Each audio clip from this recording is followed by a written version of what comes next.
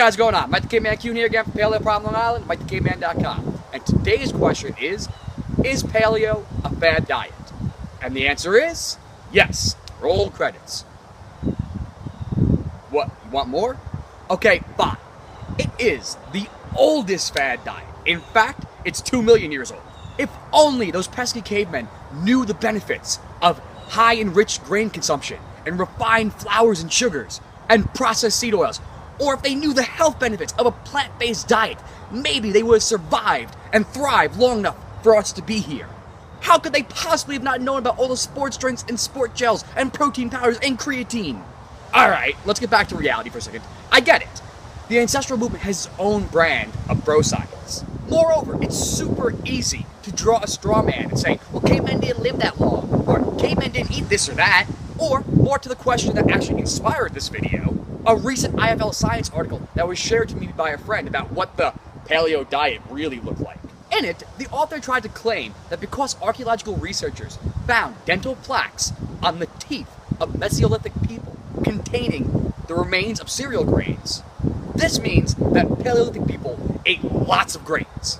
This logic falls prey to a number of issues, however. First of all, inside the article, the author specifically states that they were Mesolithic people, that they lived specifically around 6600 BC, or roughly 8,500 years ago.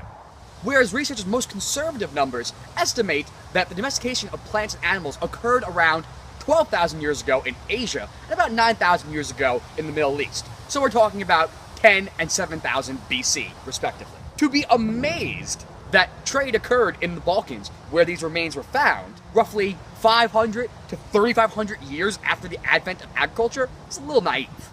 Moreover, if you look at the paper this article was actually based on, it was more so simply that there was evidence now that this occurred 500 years earlier in that neighborhood, in the Balkans, that had previously been assumed.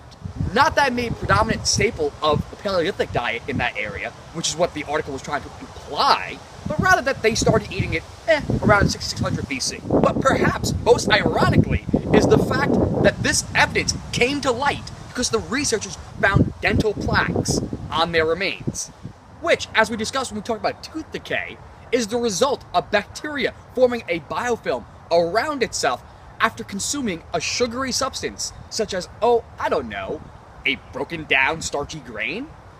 Maybe? But enough bashing on the article, let's get back to the point of this video.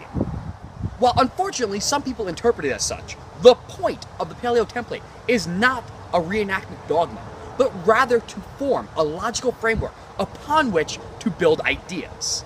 Everybody is their own unique genetic and biochemical snowflake with individual physiology and microbiomes. Everyone will not respond to the same foods the same way. And fortunately, the last 10,000 years and proper preparation methods have given us the means to do better on a lot of these foods. However, I want you to consider the words of Harvard organic chemist Matt Lalonde and consider the postulate that perhaps there has been insufficient time and evolutionary pressure for complete adaptation to seed consumption in Homo sapiens. That is a very measured statement, and that is the key right there. That is your biggest takeaway for today. Not dogma, not reenactment, but rather a framework.